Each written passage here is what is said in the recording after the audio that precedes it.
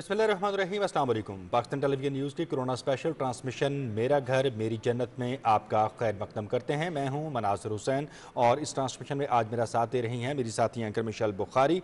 और ट्रांसमिशन के आगाज़ में सबसे पहले कुछ हक़ाइक़ से आपको आगाह करेंगे कि मुल्क भर में कोरोना के मुतासर अफराद की तादाद 32,078 हो गई है और अब यह तादाद आहिस्ता आहिस्ता बढ़ती चली जा रही है। गुज़श्ते 24 घंटे की अगर बात की जाए तो इस दौरान 1,476 केसेस का इजाफा हुआ है। कौमी असम्बली और सेनेट के इजलास भी हैं और इसके अलावा इनमें होने वाली जो अहम पेशरफ्त हैं, मुख्तलिफ अराकीन की जानिब से कुछ तजावीज़ भी दी गई हैं, उन पर भी हम बात करेंगे। जबकि वफाकी काबीना का इजलास वज़ीर आज़म इमरान खान की ज़ेर सदारत इस्लामाबाद में जारी है और इस इजलास में भी एजेंडे के निकात पर गौर किया जा रहा है। और एक और अहम डेवलपमेंट और एक और अहम खबर है जो आप तक पहुँचाएँगे और इस पर भी हम बात करेंगे कि पाकिस्तान समेत दुनिया भर में आज नर्सों का दिन मनाया जा रहा है। और मिशेल, अगर हम नर्सों की बात करें और कोरोना वायरस की सूरत हाल की बात करें तो नर्सेज ने जिस पैशन के साथ, जिस कमिटमेंट, जिस डिवोशन के साथ जो है वो कोरोना वायरस के खिलाफ फ्रंट लाइन पर आकर वो लड़ी हैं, उन्होंने आकर उन पेशेंट्स को संभाला है और इस महाज पर जंग लड़ी है।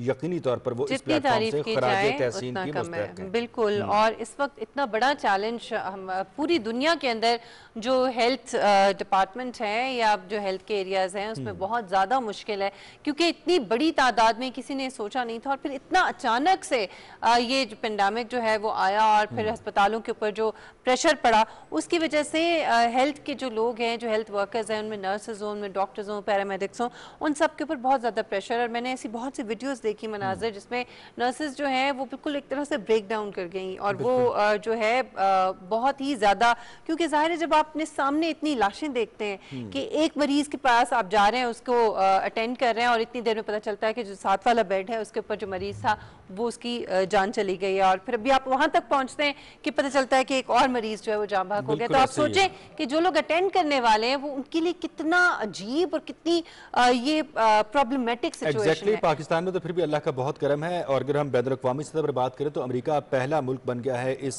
वबा से सबसे ज्यादा मुतासर होने वाला भी, अमवात भी। लेकिन मैं आपको बताऊं मनाजिर कि शुरू में जब हम दीगर ममालिक में देख रहे थे कि 24 घंटों के दौरान इटली के अंदर 1,000 अफराद हो गए, अमेरिका के अंदर 1,000 से ज्यादा अफराद हो गए, अब पाकिस्तान के अंदर भी अल्लाह रहम करे कि आने वाले दिनों में ये चीज़ जो है ये किसी तरह से कंट्रोल में आ जाए और इसको हम कंट्रोल करके कमी की तरफ जो है वो ले जाएं, ये कर्व नीचे की तरफ आना शुरू हो जाए। लेकिन अभी जो सूरत हाल नज़र आ रही है वो बहुत अलार्मिंग है। उसमें इस वक्त भी आप देखें कि पिछले 24 घंटों के दौरान अब पाकिस्तान के अंदर तकरीबन 1500 अफराद जो है वो मुतासर हुए हैं और उनका पॉजिटिव आया है कोरोना का टेस्ट। तो ये बहुत ज़्यादा अलार्मिंग सिचुएशन है और ये बिल्कुल उसी तरह से अब सूरत हाल उसी तरफ जा रही है जैसा कि हम पहले दीगर ममालिक की तरफ देखते थे। गुज़श्ता एक हफ्ते के दौरान गई है, वरना इससे पहले सैकड़ों की तादाद में थे। अब केसेस जो है वो हज़ारों की तादाद में रिपोर्ट हो रहे हैं और ये तकरीबन हफ्ते और 10 दिन के दरमियान जो है वो 32,078 तक जो ये केसेस पहुंच चुके हैं। और अभी इसकी जो वजह है, जैसे कि आपने बात की कि हमें इस सूरत हाल के हवाले से काम करना है, तो हम जो है एहतियाती तदाबीर के बगैर जो है वो इससे नहीं लड़ सकते हैं, क्योंकि इसकी वैक्सीन अभी तक जो है वो तैयार होकर मार्केट में नहीं आई है। तो सिर्फ इससे बचने के लिए जो चारा है या इसका जो इलाज है वो सिर्फ और सिर्फ एहतियात है। अगर हम एहतियात नहीं करेंगे तो हमारे लिए मसाइल खुदा न खास्ता अब मुझे बड़ी अच्छी तरह से एहसास होता है और अंदाज़ा होता है, वो जो कॉल हम शुरू से बचपन से सुनते आ रहे हैं, तंदुरुस्ती हज़ार नेमत है, जान है तो जहान है।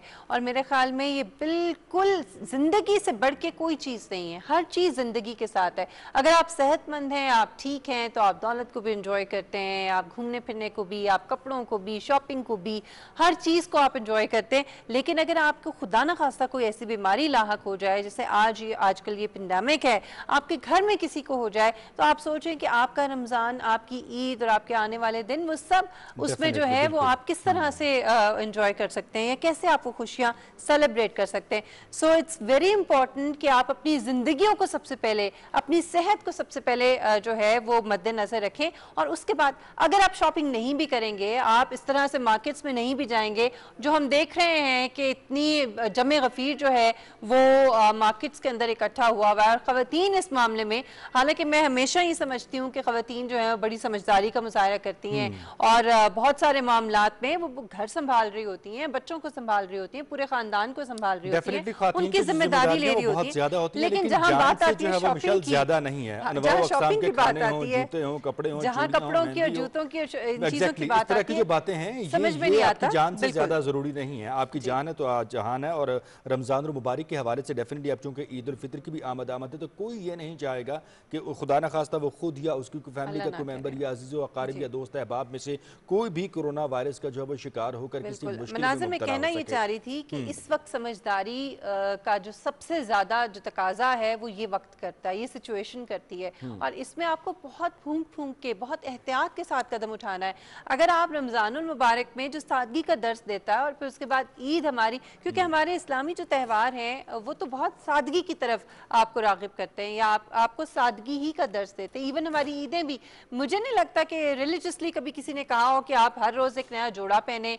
और हमारे तो अंबिया कराम और रसूल पाक सल्लल्लाहु अलैहि वसल्लम और उनके अहले बैत अताहार जो हैं, उनकी जो तर्ज अमल था उनकी ज़िंदगी का, वो हमें ये सिखाता है कि सादगी इख्तियार की बिल्कुल जी, जाए। सादगी एक लेकिन अच्छा अनफॉर्चुनेटली एग्जैक्टली सादगी एक अच्छा नुक्ता है, लेकिन साथ ही साथ जो तमाम हमारे त्यौहार हैं, इस्लामी त्यौहार हैं, बिलखुसूस जो रमज़ान मुबारक है, वो हमें सादगी के साथ साथ उखुवत, भाईचारा और बाहमी तौर पर रवादारी और बिल्कुल यगानगत का पैगाम भी देता है कि हम एक दूसरे को तहम्मुल के साथ बर्दाश्त करना सीखें और एक मैं दूसरे सादगी के की लिए बात इसलिए कर रही आसानियाँ थी पैदा मनाज़िर करें। कि जी इस मर्तबा जो ये पेंडेमिक है, जो एक बहुत ही डिफरेंट सी सिचुएशन है जिसका हमें सामना है, उसमें बहुत ज़रूरी है, अगर आप इससे पहले नहीं भी करते हैं, ज़ाहिर है इंसान शॉपिंग भी करता है, ईद की तैयारी भी करते हैं, लेकिन अगर इस दफ़ा नहीं भी करेंगे, इस दफ़ा अगर आप बहुत ज़्यादा ख़रीदारी नहीं करेंगे, ईद की नए कपड़े पहन के नहीं दिखाएंगे, तो कोई इतना फ़र्क नहीं पड़ जाएगा। गेस्ट है एग्जैक्टली हमारे साथ बिल्कुल हमारे जी साथ गेस्ट हैं, पाकिस्तान तहरीक इंसाफ के रहनुमा हैं अहमद जवाद साहब। जी अस्सलाम वालेकुम जवाद साहब। जी जी वालेकुम अस्सलाम। बहुत शुक्रिया पाकिस्तान टेलीविजन न्यूज़ के इस ट्रांसमिशन में हमें ज्वाइन करने के लिए। कहिएगा कि हम इस वबा के हवाले से बात कर रहे हैं आज। अगर हम एक अहम बयान की बात करें वज़ीर ख़ारिजा शाह महमूद कुरैशी की, तो उनका ये कहना था कि लॉकडाउन जो इस वबा का असल हल नहीं है, वैक्सीन इसका हल है।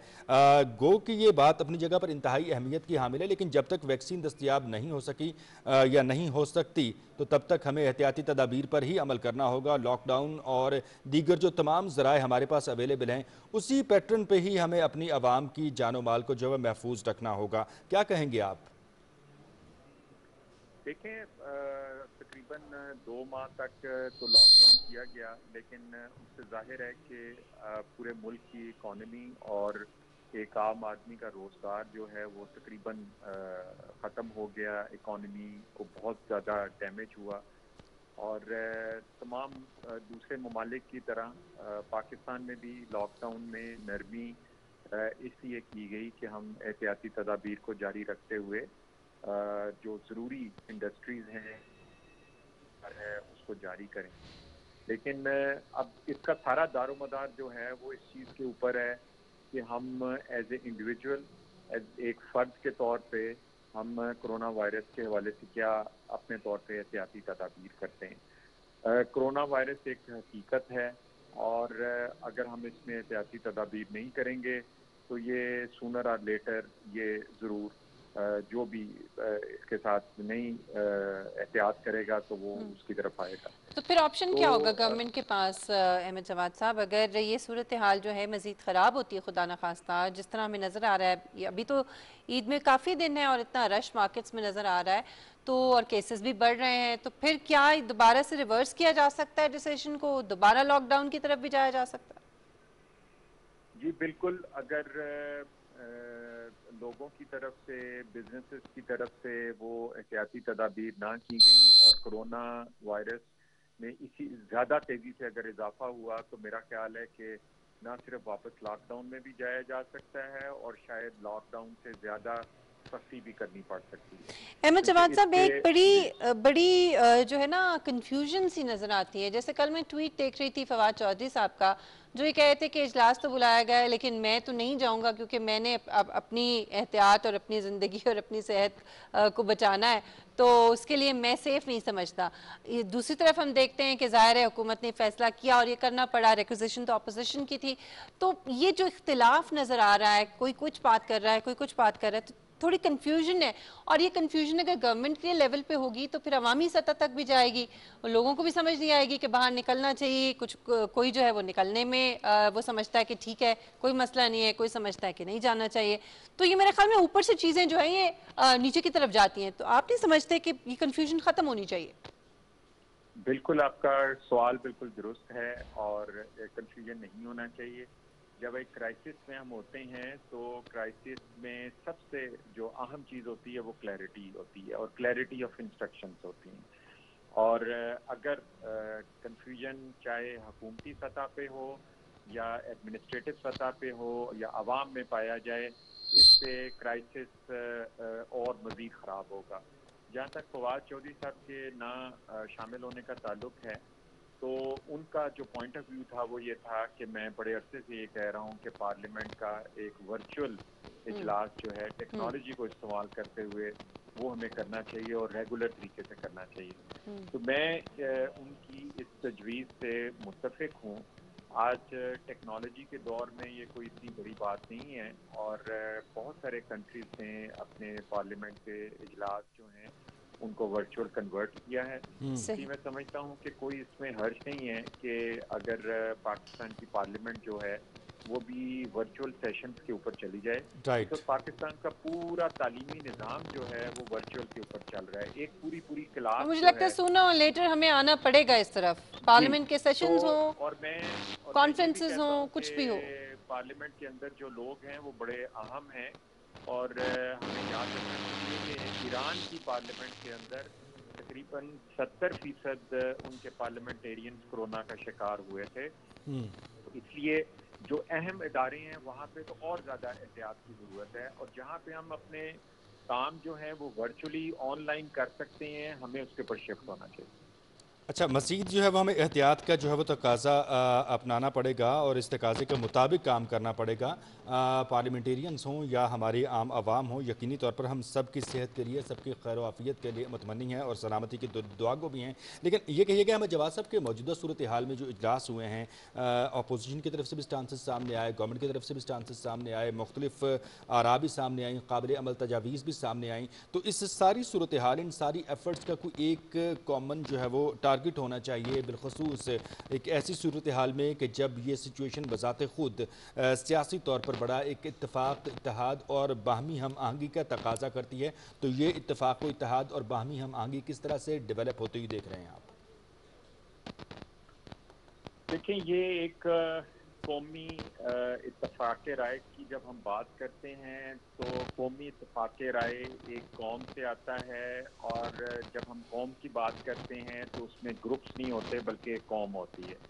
लेकिन बदकिस्मती से हमें इस हकीकत का एतराफ़ करना पड़ेगा कि हम एक ऐसी कौम हैं जो सियासी तौर पे और समाजी तौर पे और मजहबी तौर पे मुख्तलिफ ग्रुप्स में बटे हुए हैं।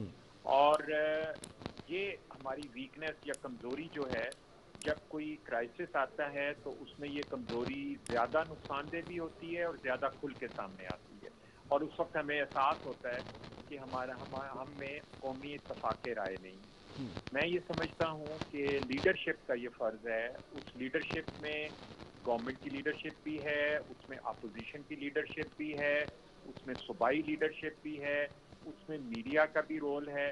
जब लीडरशिप और मीडिया और इंस्टीट्यूशन इस चीज़ को सर, इकट्ठे उलमा मिलके कराम और करेंगे मीडिया तो तो फिर एक पेज इंशाल्लाह। पे नज़र आ रहे हैं, आपको तकरीबन एक ही टास्क है जिस पे काम करते हुए नज़र आ रहे हैं, कहीं पे आपको इख्तिलाफ नहीं नज़र आया होगा, सवाए चंद एक बातों पे वो भी हुकूमत के साथ मिलकर उलमा कराम ने मुतफ़क्का लाया है, अमल तश्कील दिया। लेकिन बात यहाँ पर पॉलिटिकल लीडरशिप की हो रही है कि पॉलिटिकल लीडरशिप जो है इस वक्त वो सब की नज़रों में है। सब ये चाह रहे हैं कि पॉलिटिकल लीडरशिप एक पेज पर आए, एक पैटर्न के मुताबिक काम किया जाए। ये चैलेंज एक तरह का है, तकाजे इसके एक तरह के हैं, एहतियात एक तरह की है, मुल्क, कौम और सब हम लोग एक हैं, तो फिर हमारा जो एक वर्किंग पैटर्न है वो एक क्यों नहीं है, पॉलिटिकल लीडरशिप एक क्यों नहीं है? देखिए, इसमें जैसे मैंने पहले भी कहा कि ये जिम्मेदारी खासतौर पर अगर कोरोना के हवाले से हम बात करते हैं तो सिर्फ एक लीडरशिप पे ये सारी जिम्मेदारी आती है, फ़र्द पे भी आती है, अफराद पे भी आती है, सियासी जमातों पे भी आती है, सूबाई हुकूमतों पे भी आती है। और इस वक्त जो सूरत हाल ख़राब उस वक्त होती है जब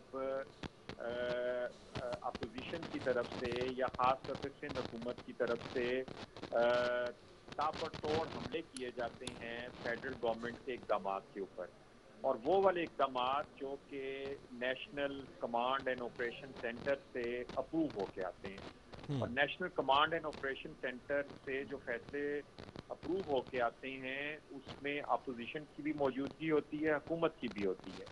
तो ये अब समझ नहीं आती कि जब वो फैसले वहाँ पे इत्तफाक राय से होते हैं तो वो बाहर आने के बाद उन फैसलों के ऊपर क्यों इख्तलाफ राय आ जाता है।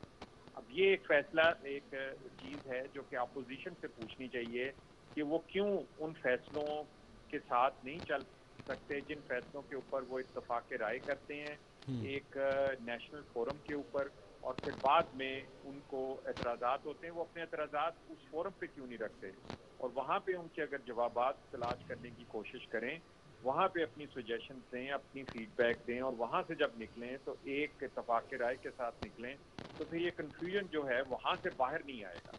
तो अनफॉर्चुनेटली जब भी कोई कुछ फैसला होता है उसके फ़ौरन बाद अपोजिशन या ख़ास तौर पर सिंध हुकूमत जो है वो मीडिया में चली जाती है और वहाँ पे उन्हीं इक़दाम के बारे में फिर गलत सलत जो है वो राय दी जाती है।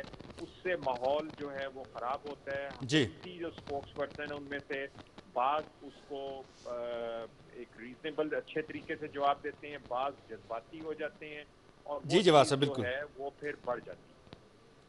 राइट। अहमद जवाद साहब, बहुत आपको शुक्रिया ऑडियो आपका, ठीक आ रही है? आप मुझे थोड़े हमारे सा साथ अगर मौजूद पैनल थे सुन रहे हैं और तो जी प्लीज़ बिल्कुल ऑडियो जो है आगाह उसमें कर आप रहे थे थोड़े से हमें इस बेहतर मौजूदा सूरत हाल के हवाले से कि जो सियासी इत्तेफाक व इत्तेहाद है ये वक्त की अहम ज़रूरत है। सेक्रेटरी इत्तलात अहमद जवाद साहब हमारे साथ मौजूद थे, और मिशर इस वक्त हमें ज्वाइन किया है जी। आफ्ताब जहांगीर साहब ने, आप रहनुमा है पाकिस्तान तहरीक इंसाफ के, इनसे हम मज़ीद बात करेंगे। आफ्ताब साहब अस्सलाम वालेकुम। वालेकुम अस्सलाम जनाब। Sir thank you very much for joining us in this transmission. Karachi की सूरत हाल के हवाले से, सिंध की सिचुएशन के हवाले से आपसे जानना चाहेंगे कि कराची जो है इस वक्त हम देखें कि जो माशी हब है और यहाँ पर ताजरों का स्पेशली मुतालबा सामने आया था कि we want to unlock this situation, कि हम अपनी कारोबारी सरगर्मियाँ जो हैं उनको रिस्टोर करना चाहते हैं, रीफंक्शनलाइज करना चाहते हैं। तो उन्होंने ये सिलसिला किया भी है। अब हम देख रहे हैं कि ईद उल फितर के पेश नज़र कारोबारी हजरात जो हैं वो सामने तो आए हैं, उन्होंने अपनी कारोबारी सरगर्मियाँ शुरू तो की हैं, लेकिन एहतियाती तदाबीर जो है उन पर अमल दरामद का फुकदान नज़र आ रहा है। कुछ अवाम जो हैं वो भी इस हवाले से बड़ा एक तसाहुल से काम ले रहे हैं। आपकी क्या ऑब्जर्वेशन है, क्या देख रहे हैं कराची की सूरत हाल? जी बिस्मिल्लाहिर्रहमानिर्रहीम। देखिए जी, बात ये है कि ये तो सबसे बड़ी, मैं हमेशा ये बात करता हूँ हर फोरम पे कि ये हुकूमत के साथ साथ हमारी और आपकी सबकी जिम्मेदारी है कि हम अपनी हिफाजत। अच्छा, अब ये भी नहीं हो सकता कि जी मुकम्मल लॉकडाउन के साथ हम जिंदगी भी नहीं गुजार सकते। हमें जिंदगी गुजारने के लिए उनकी लवाजमात को भी हमें हासिल करना है, हमें खाना है, पीना है, हमें पहनना है, ओढ़ना है, दवाई लेनी है, हर चीज़ लेनी है। तो उसको मद्देनजर रखते हुए शुरू से वफाकी हुकूमत ने एक सॉफ्ट लॉकडाउन कह लें, आप सिलेक्टेड लॉकडाउन कह लें, उसकी एक पॉलिसी इख्तियार की और उस पर अमल करते रहे।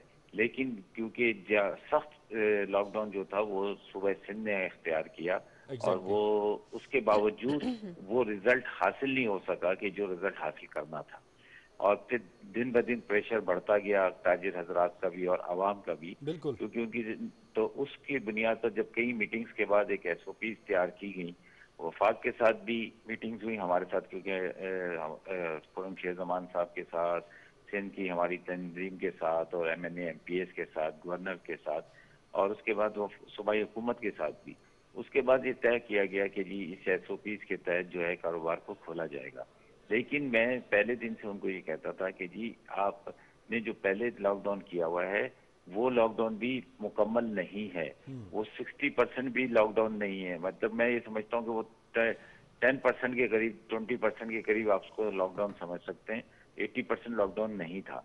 लेकिन उसके बावजूद बहरहाल वो चलता रहा। अब ये जब इन्होंने किया है तो ये हुकूमत ने जब एक SOPs बनाई है और ताजिर हजरात ने उस पर यकीन दहानी कराई है कि हम उस पर अमल करेंगे, लेकिन वो ताजिर हजरात की हद तक तो हो सकता है, आवाम की हद तक कैसे हो सकता है? आवाम ताजिर को हजरात जितना की हद तक भी नहीं है। हम तो यही देख नहीं, रहे हैं कि वहाँ पे भी मैंने SOPs को फॉलो नहीं किया जा रहा। नहीं, वही मैं यही कह रहा हूँ कि ताजिर हजरात तक तो हो सकता है, लेकिन आम तो ताजिर हजरात भी नहीं कर रहे। उसकी वजह ये है कि जब Exactly. 2.5-3 महीने से कारोबार बंद था, ये उनका सीजन है, या रमजान उनका एक सीजन होता है, वो कहते हैं इसमें हम पूरे साल जितनी की कमाई करनी है कमा ले।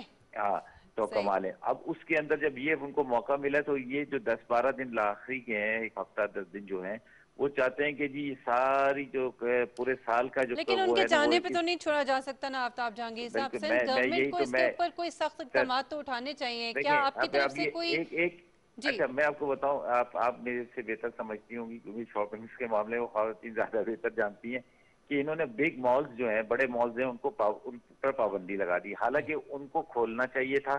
अच्छा, उससे क्या होता है कि वहां पर आप ज्यादा बेहतर तरीके से कंट्रोल कर सकते थे कि जी कितने लोग अंदर गए हैं, वो आपको सब पता चल जाता। उनको सैनिटाइज भी कर लेते, उनको सारा कुछ करते, और वो इतना बड़ा मॉल होता है कि वहां पर हर शॉप के डिस्टेंस ऊपर भी रश नहीं मेंटेन किया जा लगता। सकता है। हाँ अच्छा, फिर वहाँ का माहौल बेहतर होता, उसकी टाइमिंग जो थी ये है उसके मुताबिक उस पर चला जाता। और शहर के अंदर सिर्फ जो है आप उनको ये कहते हैं कि जी देखिए हम एक दफा ही खोलेंगे, अगर ये हम देखेंगे 2-3 दिन अगर आपने ताजिर हजरात ने भी और आवाम ने भी हमारा साथ नहीं दिया तो फिर हम इसको मुकम्मल लॉकडाउन कर देंगे और बड़े बिग मॉल्स जो हैं उसके अंदर हम रखेंगे, लेकिन वो भी हम कंट्रोल्ड किस्म का जो है वो खोलेंगे ताकि लोगों के लिए आसानी हो सके। सर, ये एक ही तो वबा से निपटने के हवाले से मल्टी डायमेंशनल चैलेंजेस हैं जो सूबाई हुकूमतों को भी दरपेश हैं, जो विफाक को भी दरपेश हैं, तो कौमी हिकमत अमली के तहत इस पर काम क्यों नहीं हो सकता? एक ही स्ट्रेटजी क्यों नहीं अडॉप्ट की जा सकती कि सब मिलकर एक ही तरीक़ाकार के मुताबिक जो है वो इसका हल तलाश करें और मामलात जो हैं वो उसको बेहतरी की तरफ लेकर जाएँ? आफ्ताब जहांगीर साहब। अच्छा, हम देखें ये वफाक तो उनसे शुरू से कह रहा है, हम भी कह रहे हैं कि देखिए आप हम जो पॉलिसी वफाक इख्तियार कर रही है आप उसको फॉलो करें और लेकिन उसको, फोर्स तो ताकि जाहिर है नहीं ये कर कि सकते। उससे ये होगा कि पूरे पाकिस्तान के अंदर एक किस्म का एक सिस्टम चलेगा, लेकिन ऐसा नहीं हो सकता कि केपीके के अंदर और पंजाब के अंदर या बलूचिस्तान में डिफरेंट हो और सूबे सिंध के अंदर डिफरेंट हो। तो अच्छा देखिए, मैं फिर बार बार ये कहता हूँ कि मैं हर जगह ये कहता हूँ कि ये हुकूमत के साथ साथ हमारी भी जिम्मेदारी है, लेकिन मैं ईमानदारी की बात कर रहा हूँ कि हम खुद भी इतने वो जो एसओपीज हमें वफाक से या सूबे से कहीं से भी मिलते हैं हम उसको भी फॉलो नहीं करते। राइट। और वैसे आफ्ताब लेकिन साहब, ये कि सॉरी टू कट यू है, मैं आपकी बात से बिल्कुल इत्तेफाक करती हूँ कि जिम्मेदारी तो हर इंडिविजुअल की है, चाहे वो अवामी सतह पे हो, वो पॉलिटिशियंस हो, वो गवर्नमेंट हो, अपोजिशन हो, लेकिन इंतज़ामिया जो होती है ना उसका एक अपना किरदार होता है। मैंने पूरी दुनिया में ये देखा है, आप आम दिनों में भी, ये तो एक बिल्कुल गैर मामूली हालात हैं, लेकिन आप आम दिनों में भी आप भी ट्रैवल करते होंगे, जब हम बाहर जाते हैं तो वहाँ ऑलरेडी जब आप काउंटर पे जाते हैं, कैश काउंटर पे, तो वहाँ क्यूज़ बने होते हैं डिफरेंट काउंटर्स के ऊपर और लोग जो है एक फासले के साथ खड़े होते हैं। लेकिन हमारे यहाँ जो है वो एक बिल्कुल मुख्तलिफ सूरत हाल होती है। तो ये आपको नहीं लगता कि इंतज़ामिया को ही मेक श्योर कराना चाहिए, चाहे वो बिजनेस अच्छा, कम्युनिटी हो, वो मॉल्स की इंतज़ामिया हो, वो दुकानों की इंतज़ामिया हो, मार्केट्स की इंतज़ामिया हो, और फिर उसके ऊपर होती है गवर्नमेंट जिसको फिर ये इंश्योर कराना होता है। तो आपको नहीं लगता कि अवाम जो है वो तो फिर रूल्स और रेगुलेशंस पे चलती है, सख्ती पे अच्छा चलती है, देखिए, पूरी दुनिया में नहीं सख्ती की बिल्कुल जाती है। आपकी बात मैं आपको बताऊं कि असल में मसला क्या है कि देखिए दो मॉल्स के अंदर तो ये आप सारी चीजें अडॉप्ट कर सकते थे, लेकिन जो रोड की दुकान है उसको आप कैसे करेंगे? आप देखें अभी दुकान है बिल्कुल, और उसके आफ्ताब साहब आप हमारे साथ ही रहेगा। हमें शाहिदा रहमानी साहिबा ने भी ज्वाइन किया है, पाकिस्तान पीपल्स पार्टी की रहनुमा है। शाहिदा रहमानी साहिबा, बहुत शुक्रिया और खुश आमदीद। जी आफ्ताब साहब, जारी रखिएगा अपनी बात। अच्छा मैं ये कह रहा हूँ कि देखें जो रोड की दुकानें हैं उन पर कैसे किया जा सकता है, वो तो बिल्कुल मेन रोड के ऊपर उसका शटर है, मेन रोड से ही कस्टमर उसको ले रहा है दे रहा है, बहुत थोड़ी सी गुंजाइश होती है अंदर जाने की या वो। और उसके बाद बाहर जो है आप देखें ठेले लगे हुए होते हैं, स्टॉल्स लगे हुए होते हैं, कतारे लगे हुए होते हैं, तो वो तो बिल्कुल हो ही नहीं सकता। इसके लिए तो यही था कि देखें मैं आपसे यही कह रहा हूँ कि इस पर कोई ऐसी पॉलिसी बनानी चाहिए थी, कोई ऐसा सिस्टम बनाना चाहिए था कि जहाँ से जो गली है, जो गली जैसे रोड है, कोई चीज है, वहां पर कोई ऐसा बैरियर लगाया जाता कि जहाँ से लिमिटेड लोगों को अंदर छोड़ा जाता, राइट। समझे ना? तो ताकि हुकूमत को ये ही इसमें करना था ना ये। आफ्ताब साहब, हमारे तो साथ सर शाहिदा ये असल रहमानी में पता साहिबा है कि है, मैं मेरे आपको ख्याल में हुकूमत एक का भी आपको पॉइंट ऑफ व्यू इनसे ले लेते हैं। नहीं पीपल्स मैं पार्टी की आपको एक गवर्नमेंट। बात बताऊं कि एक जी बदकिस्मती से ये मेरी बहन भी बैठी शाहिदा रहमानी, हमारी बदकिस्मती ये है कि हम जो मुंतखब लोग हैं उनको उनसे ना, मैं आपको ईमानदारी की बात बता रहा हूँ कि इसमें कोई दो राय नहीं, किसी को अच्छी लगे या बुरी, ना वफाक ना सूबा, कोई मुंतखब लोगों से कभी उन्होंने बातचीत नहीं करते।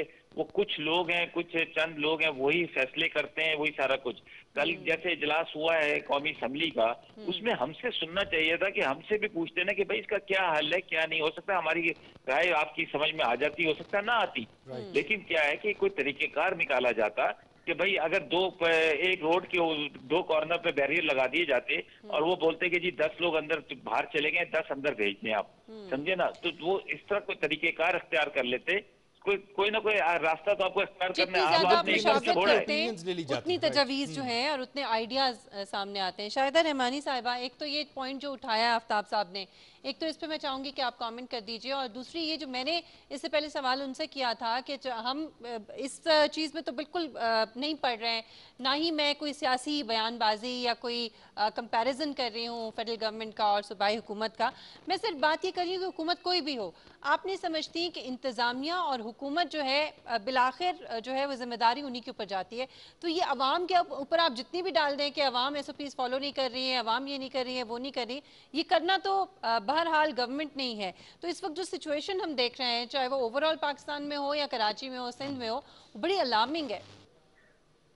बहुत शुक्रिया। देखिए आफ्ताब जहांगीर साहब की मुझे आवाज़ नहीं आ रही थी, लेकिन आपका सवाल मैंने बिल्कुल सुना जी। और सबसे पहली बात तो ये कि बिल्कुल आप सही कह रही हैं कि हुकूमत की और इंतज़ामिया की जिम्मेदारी होती है, और यही वजह है कि हुकूमत ने बारहा इंतज़ामिया से, मालिकान से सबसे मीटिंग की और उनको SOPs बताए। अब SOPs पर इम्प्लीमेंट करवाना इदारों के जो सरबराह हैं, जो इंतज़ामिया हैं, उनका काम है। और इसीलिए पार्लियामेंट का इजलास बुलाया गया है कि इसके हवाले से लेजिस्लेशन भी हो सके।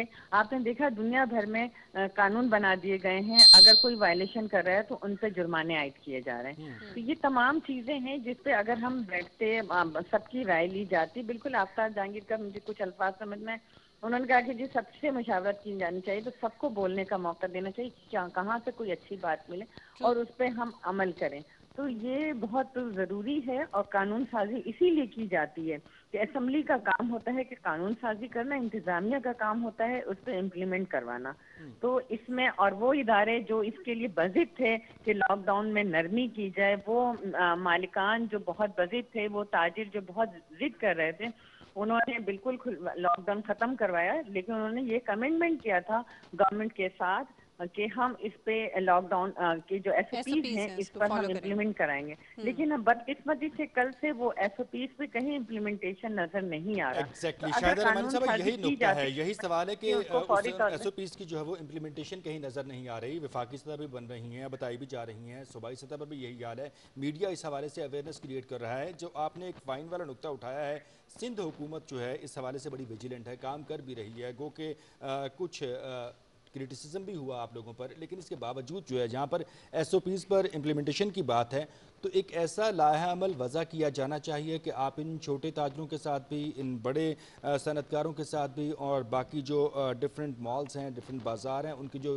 वहाँ पर ताजर यूनियंस हैं, उनके साथ मुज़ाकरात किए जाने चाहिए, उनको पाबंद किया जाए कि वो लोकली जो है वो इम्प्लीमेंट करवाएं, ताकि हुकूमत भी कुछ सुख का सांस ले सके, अवाम भी महफूज हो सकें। आप ही का ये आइडिया है, इस पर आपके ख्याल में अमल होना चाहिए, नहीं या हो पाएगा या नहीं हो पाएगा? जी बिल्कुल इसके ऊपर होना चाहिए। मैंने आपसे कहा कि कल से अभी लॉकडाउन में नरमी की, और वो जो अलार्मिंग कंडीशन सिचुएशन है, जो कंडीशन है वो नजर आ रही है कि हालात जो है अच्छाई की तरफ नहीं जा रहे। ना तो ताजिर उस बात पर जो उन्होंने कमिटमेंट किए तो उन पर इम्प्लीमेंट कर रहे हैं। मैं समझती हूँ कि हुकूमत फौरी तौर पर, चाहे सिंध हुकूमत हो, वफाकी हुकूमत हो, क्योंकि इसमें अवाम की जान का खतरा है, हम सब की जानों का खतरा है। तो मैं यकीनन वजीर आला सिंध या प्राइम मिनिस्टर उनको बुलाएंगे और मीटिंग दोबारा की जाएगी, और इसके हवाले से मैं समझती हूँ अभी सेशन भी चल रहा है, तो लेजिस्लेशन यकीनी बनाना चाहिए कि हम इन पर जुर्माने लगाए, जिस तरह इंटरनेशनली हमने देखा कि अगर किसी ने लॉकडाउन की खिलाफ वर्जी की, SOPs पर इम्प्लीमेंट नहीं किया, तो उन पर भारी जुर्माने आयद किए एग्जैक्टली तो मैं ये आपसे यही कवानीन पूछना यहाँ चाह रही पर थी कि अभी तक यहाँ पे ऐसा फिर कहा तो जा रहा था कि जुर्माने किए जाएंगे, उनको सजाएं दी जाएंगी, अगर ऐसा नहीं किया जाएगा तो जाहिर है फिर वो जो चाहे करें, तो इस पे अमल दरामद अभी तक क्यों नहीं हो रहा? ये तो हो जाना चाहिए था अब तक, इसमें देर किस बात की है?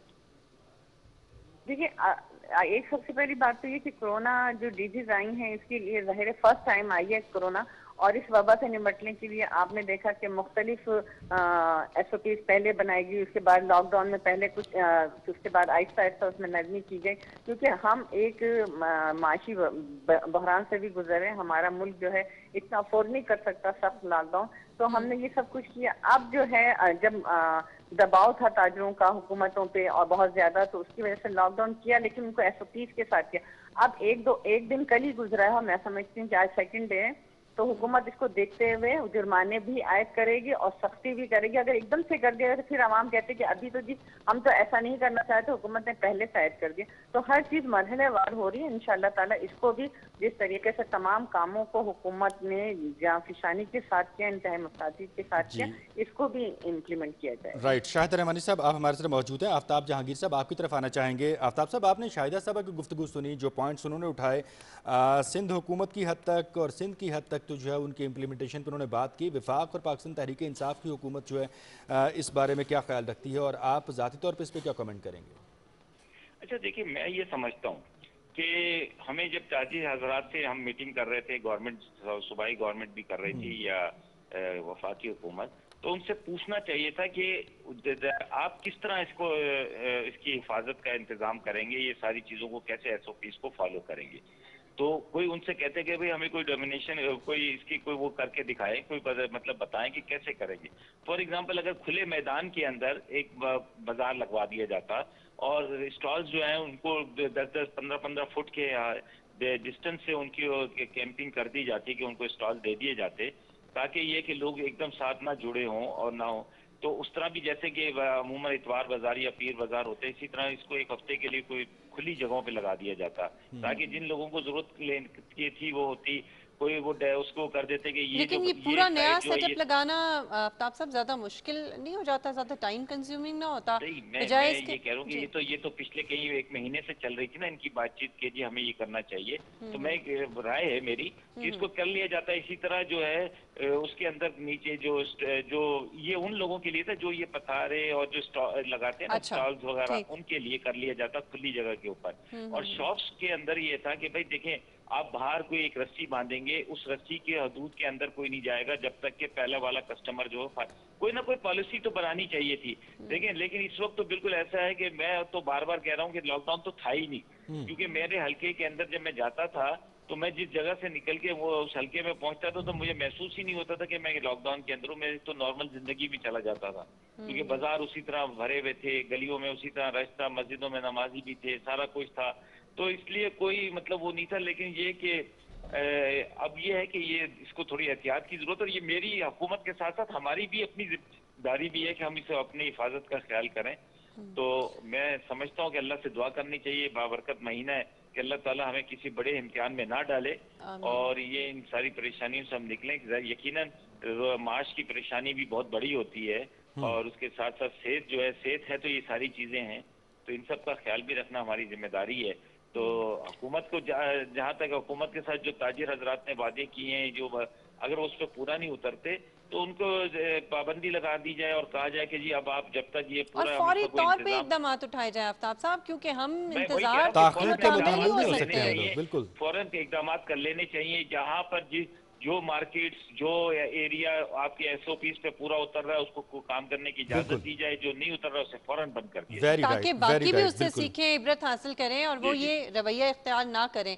और मैं समझती हूँ जो मुशावरत की भी आपने बात की है, ये बड़ा ज़रूरी है कि अब जैसे कल सेशन हुआ उसमें सबकी राय जो है वो उस तरह से ली जाए, उस पर राय को जो है उस पर गौर भी किया जाए। अगर कोई ऐसी राय है, कोई ऐसी तजवीज़ है कि जिसके ऊपर अमल करके और कोई मामलात बेहतर हो सकते हैं, तो मेरे ख्याल में फौरी तौर पर उस पर इकदाम उठाए जाए।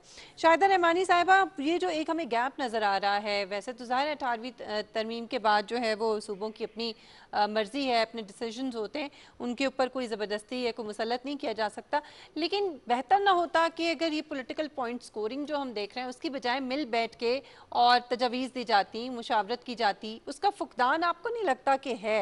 कतई नज़र इसके कि आपका ताल्लुक किस पार्टी से है या किसी और का किस पार्टी से है, एक पॉलिटिशियन के तौर पर, एक अवामी नुमाइंदे के तौर पर मैं चाहूँगी कि आप इस पर कॉमेंट करें। देखिए, कल जैसे पहले जब भी चेयरमैन बिलावल भुट्टो जरदारी साहब ने इस वबा के हवाले से जब भी उन्होंने प्रेस कॉन्फ्रेंस की या स्पीच की, और कल असेंबली के अंदर उन्होंने जो कौमी यकजहती की ज़रूरत पर जोर दिया, और उनकी स्पीच में कहीं आपको नहीं नजर आया होगा कि उन्होंने हुकूमत को किसी से क्रिटिसाइज किया, तनकीद किया। उन्होंने कहा वज़ीर आज़म आप पूरी कौम के वज़ीर आज़म हैं, पाकिस्तान के वज़ीर आज़म हैं, हम आपके साथ चलने को तैयार हैं, हर मुश्किल मसले में हम आपके साथ खड़ा हुआ पाएंगे, और ये वो वक्त है हम तनकीद को उठा के रख दें। हम बहुत से मौके आएंगे, अगर हम जिंदा रहेंगे तो इलेक्शन के दौरान ये सब काम कर लेंगे, लेकिन अभी रख दें जब तक ये वबा है। इस वबा से निपटने के लिए हमें मिन हैसल कौम एक होना पड़ेगा, हमें एज ए नेशन काम करना पड़ेगा, और ये फर्स्ट डे से हम कह रहे हैं। और कल भी जब शाह महमूद कुरैशी ने एक इंतहाई गलत रिमार्क कहा कि जी हम सिम कार्ड को इस्तेमाल करें, हालांकि कभी पीपल्स पार्टी विफाक की एक पार्टी है, उसने हमेशा विफाक को स्ट्रॉन्ग करने के लिए जोर दिया, हमेशा काम किया। इस मुल्क में आइन, 18th अमेंडमेंट और ये तमाम चीजों का सहरा जो है वो विफाक पीपल्स पार्टी को जाता है। और इस वक्त पहले से कहीं ज्यादा हमआहंगी की, जवाब मैं इत्तेहाद नहीं देना की, चाहता, इत्तेफाक की जरूरत है। इसका जवाब भी नहीं देना चाहता। मैं ये चाहता हूँ कि इस वक्त हम मिलकर काम करें। हम बहुत शुक्रिया। बिल्कुल जी, इसके अलावा हमारे पास कोई चारा नहीं है कि हम सब मिलकर इस वक्त काम करें। शाहिदा रहमानी साहब, बहुत शुक्रिया आपका, पाकिस्तान पीपल्स पार्टी की रहनुमा हैं आप, और सिंध हुकूमत की जानिब से आप हमें आगाह करी थी उनका वर्डिक्ट। और इसके साथ आफ्ताब जहांगीर साहब, पाकिस्तान तहरीक इंसाफ के रहनुमा हमारे साथ थे। आफ्ताब साहब, आपका भी बहुत शुक्रिया कि आप हमारे साथ मौजूद थे। सूरत हाल जिस बात का तकाजा करती है वो दो रुख हैं, वो दो डायमेंशंस हैं, दो सिमतें हैं कि जिन पर हम ट्रैवल कर सकते हैं। या तो ये है कि हम इसी बदएहतियाती का मुशाहरा करें, हम अपने आप को बिल्कुल ईजी और कम्फर्टेबल समझें, और ये इस खुश फहमी में रहें, खाम ख्याली में रहें कि सब ठीक हो गया और खुदा न खास्ता ये वबा मजीद फैले, दोबारा लॉकडाउन की तरफ जाएं। या फिर यह है कि हम जिम्मेदारी का मुजाहरा करें, हम कुछ और सीख के निकलें। एग्जैक्टली, या फिर यह है कि हम जिम्मेदारी का मुजाहरा करें और हम महफूज रहें, हमारे अज़ीज़ व अक़ारिब, हमारे प्यारे भी महफूज रहें, हमारा मुल्क महफूज रहे, हमारी माशी सरगर्मियाँ चलती रहें, और माशी तौर पर हमें कुछ बेनिफिट्स मिलना शुरू हो जाएँ, ताकि ज़िंदगी मामूल की तरफ और नॉर्मलाइजेशन की तरफ आना शुरू हो जाए। सो ये चॉइस और इंतखाब जो है वो हमारा है। हमारी ट्रांसमिशन का वक्त यहाँ पे ख़त्म होता है। इंशाल्लाह आने वाले दिनों में आपसे दोबारा मुलाकात होगी। ट्रांसमिशन तो हमारी जारी रहेगी। आज भी हमें इजाज़त दीजिए। अल्लाह हाफ़िज़।